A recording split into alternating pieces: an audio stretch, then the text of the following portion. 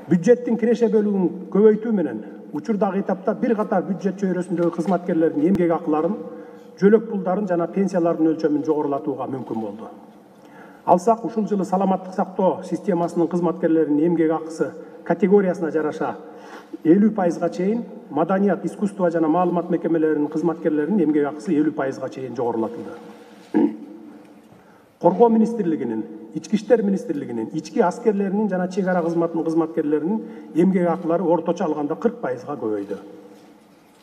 Кийинки жылдын 1-январынан тартып, өзгөчө кырдаалдар министрлигинин, жазаларды аткаруу мамлекеттик кызматынын, кайтаруу жана конвой менен коштоп жүрүү департаментинин кызматкерлеринин эмгек акылары орточо алганда 40%га, ошону менен катар эле мамлекеттик соттук экспертиза кызматынын адистеринин эмгек акысы дагы 40%га жогорулайт.